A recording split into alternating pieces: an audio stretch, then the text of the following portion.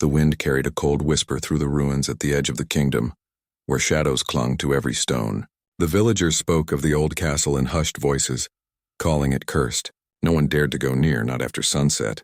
But Lyra, the Omega girl, was not like the others. She had always been quiet, unnoticed, a shadow herself. Yet something inside her longed for more than the simple life she led at the edge of the forest. It was on a morning painted in gray mist that she found herself walking toward the castle ruins. Her small hands carried a pouch of herbs meant for healing, though she knew they might not help much against the darkness said to linger there. But something called to her, an invisible pull she could not resist. The castle's gates were twisted and worn, yet they seemed to hum with life. She stepped carefully across the stone threshold, her heart beat loud in her ears. Inside, silence was thick, but it was not empty. Shadows shifted like living things, and a chill brushed her neck. She shivered, but she did not turn back. In the deepest hall, chained to the wall, was a figure so powerful that her breath caught. He was tall, with broad shoulders that hinted at the strength of a king, even in his weakened state. His hair, dark and tangled, fell over a face pale with years of imprisonment, yet his eyes burned with a fire that had not died. The Alpha King. The stories had called him cruel, dangerous, unstoppable, but here he was silent, trapped, and human. Who dares enter my prison? His voice was low, rough from disuse, yet it carried authority that made the shadows bow. Lyra swallowed, forcing her fear into a small, steady breath. I am Lyra, she said softly. I mean no harm. I came to help, he laughed, bitter and hollow. Help? No one has helped me in 10 years, girl. Why should you? Her hands trembled, but she stepped closer. Because no one should suffer like this alone. She did not know why she said it, only that her heart refused to leave him in chains. The king's gaze sharpened, studying her. You are weak, small, a child of nothing, and yet you come here. His voice held a challenge, a warning. I may be small, but I am not afraid. She reached forward, placing her hands on the iron chains. They were cold, heavy, yet something stirred beneath her touch. A faint glow, almost imperceptible, pulsed from her palms. The king's eyes widened. What are you doing? He asked, voice trembling, part fear, part astonishment. I can feel your pain, she whispered. Not just the chains, but your heart. The sorrow that holds you here. For the first time in 10 long years, he felt seen. Not by a servant, not by a stranger seeking glory, but by a simple girl who understood without words. Something inside him loosened, though a part of him resisted. Do you know what happens to those who touch the cursed chains? He asked sharply. You could die, girl. I am willing, Lyra said simply. Her words were small, yet they carried a courage that startled him more than her touch. She concentrated, feeling the chains tighten and loosen like the breathing of some terrible beast. Slowly, impossibly, the chains shifted. One link fell away, then another, until part of the binding around his wrist shattered into dust. The king stared at her, disbelief and admiration warring in his gaze. No mortal has ever done this. His voice softened, though it carried a warning edge. And yet you could break me free completely. But the price? Do you understand? I do not fear it, she said. I only want to help you. His chest heaved as he considered her. For 10 years he had lived in anger, despair, and darkness. And now this small brave girl, an Omega, a name that carried no power in the world outside, stood before him, the possibility of freedom in her hands. For the first time he felt something like hope. Hours passed as she worked to ease his pain and unravel the magic of the chains. She spoke softly, telling him stories of her village, of flowers blooming in places that seemed impossible, of rivers that refused to stay still.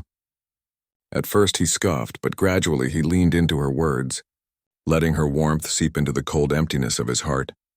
When the first chains finally fell completely away, the king stretched his arms, feeling a strength he had almost forgotten. Yet his eyes lingered on Lyra, searching, trying to understand the girl who had dared what no one else could.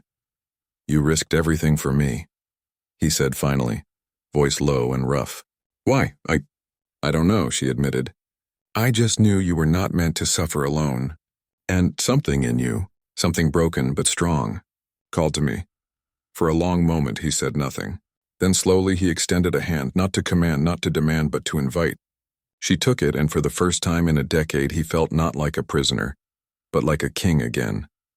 Yet even as he tasted freedom, a shadow stirred in the corners of the castle.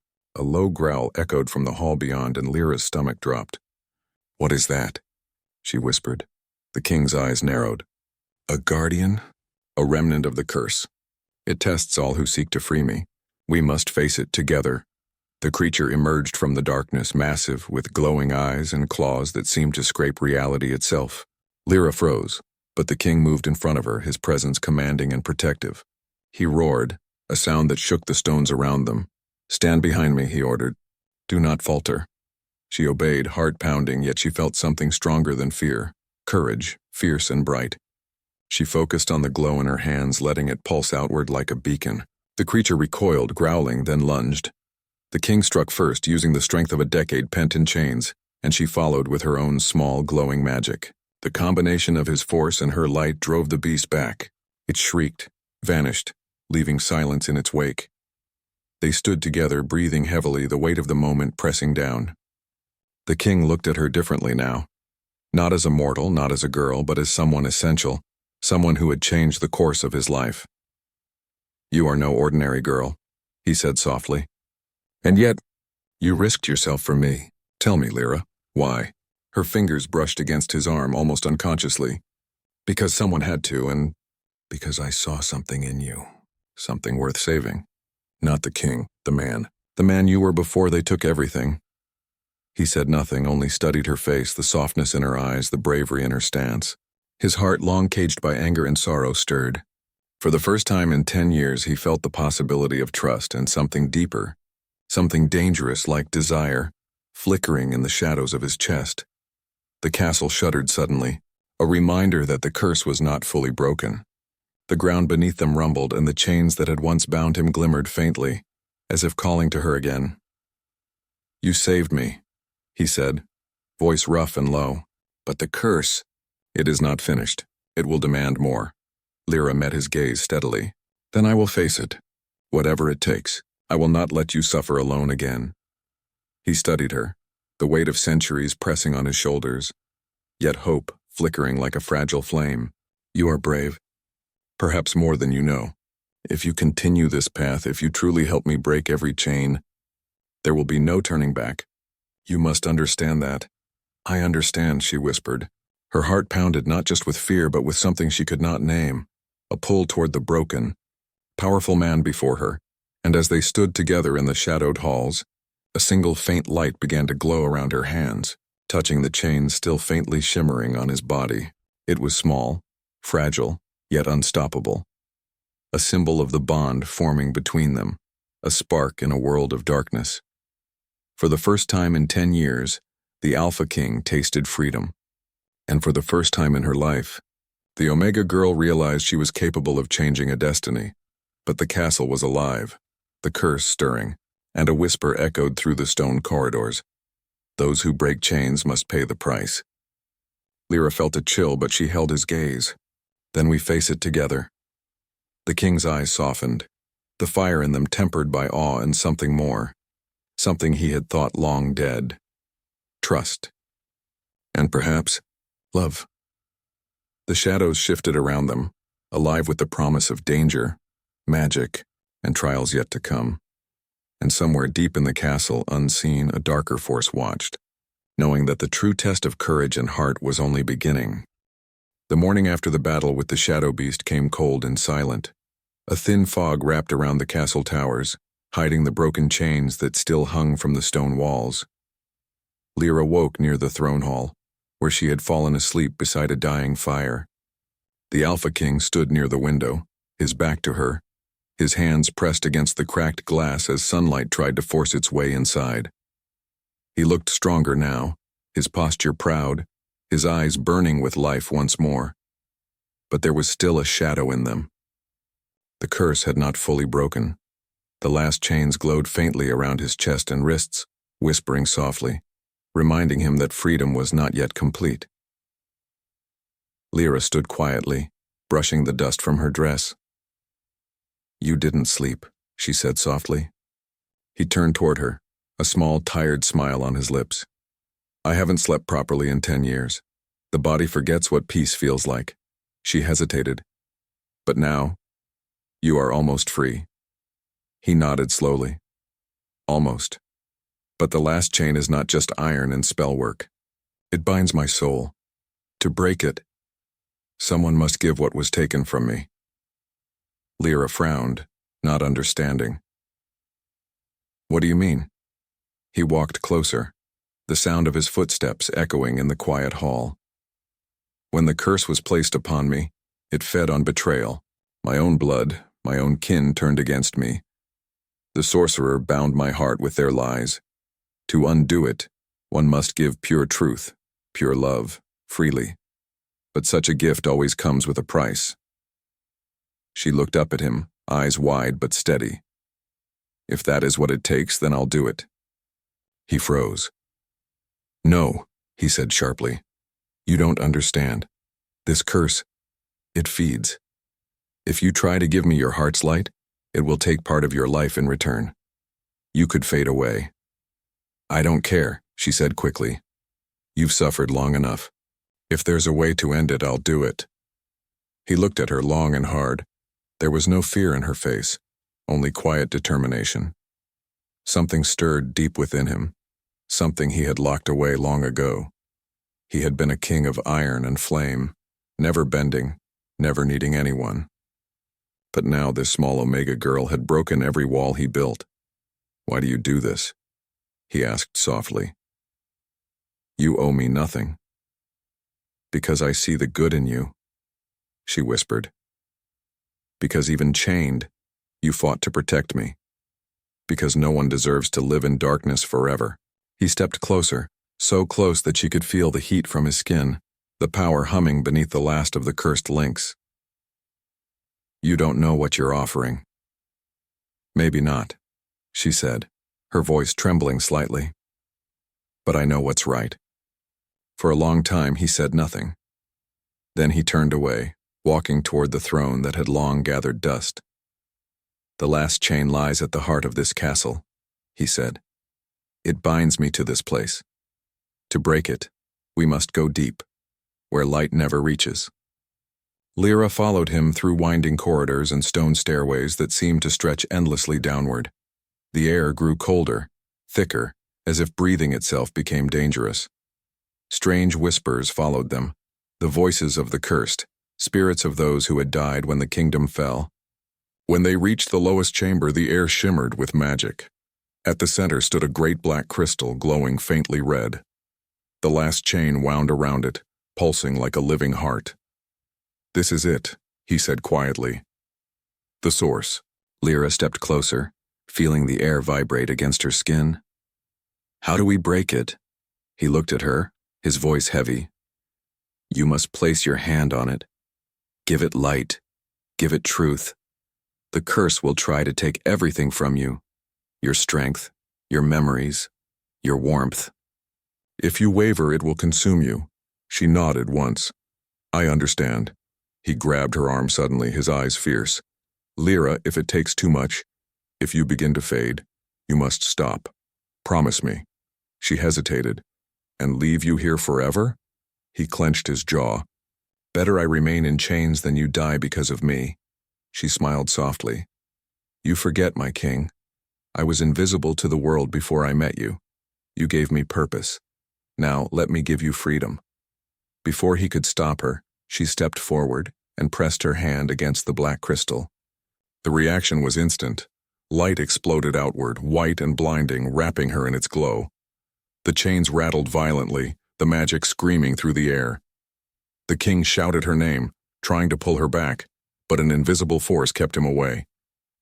Lyra gasped as visions flooded her mind, memories that were not hers. She saw the king as he once was, proud, fierce, leading armies across golden fields. She saw the betrayal, his own brother striking him down, the sorcerer whispering curses over his wounded body. She felt the pain of his imprisonment, the loneliness, the despair. Her heart ached, but she did not stop. Instead, she reached deeper, letting her warmth flow through the crystal, offering it everything she had, her kindness, her courage, her light. The king fell to his knees, shouting her name again. The chamber trembled, dust raining from the ceiling. Cracks split the floor as the black crystal began to glow brighter and brighter until it shattered, scattering fragments of darkness into nothingness. When the light faded, silence fell. The chains that had bound the king were gone. His body was free, completely and utterly free. But Lyra lay motionless on the ground, pale and still. He rushed to her side, lifting her gently. "Lyra, wake up. You cannot leave me now." His voice broke, rough with fear. Her eyelids fluttered weakly. "You're free," she whispered. "That's all that matters." "No," he said firmly, gripping her hand. "That is not all that matters. You matter. You—" His voice caught, and for the first time in 10 years, tears filled his eyes. "You are my light, Lyra. You are the reason I found my soul again." She smiled faintly. "Then, promise me. You'll never go back to the darkness." "I promise," he said, his voice trembling. A faint glow spread from her chest, and the color began to return to her face. The king felt a rush of warmth where their hands touched, her light returning to her, drawn by his words, by his vow. The curse had fed on despair, but it could not survive love freely given. Lyra opened her eyes fully, gasping softly. I thought it was over." "It almost was," he whispered, "but you came back to me." She looked up at him, tears in her eyes but a smile on her lips. "Then, it's done?" He nodded. "Yes, the curse is broken. The kingdom will wake again." They walked back to the surface together. As they climbed the long stairs, sunlight began to pour through cracks in the ceiling, breaking the darkness apart. When they stepped into the great hall, the world outside was bright and alive once more. Flowers bloomed along the walls, vines turned green, and the air smelled of spring. The castle that had once been a prison now felt alive, warm, and peaceful. The king turned to her, his expression gentle but filled with awe. "You were just an Omega girl, yet you did what even the strongest warriors could not. You saved me." She laughed softly. "Maybe I just cared enough to try." He took her hand carefully as if it were something precious. "No, you were never just anything. You were chosen by fate. You have the heart of a queen." For a moment, silence fell between them, soft, meaningful, filled with unspoken feeling. Around them the castle shimmered with golden light, as if blessing their bond. The king stepped closer, lowering his voice. "The kingdom owes you everything, but I owe you more. My freedom, my heart, my hope." She looked up at him, her eyes full of warmth. "Then promise me you'll rule with kindness, that no one will ever live in chains again." He smiled, the weight of 10 dark years melting from his face. "I promise. And you? Will you stay by my side?"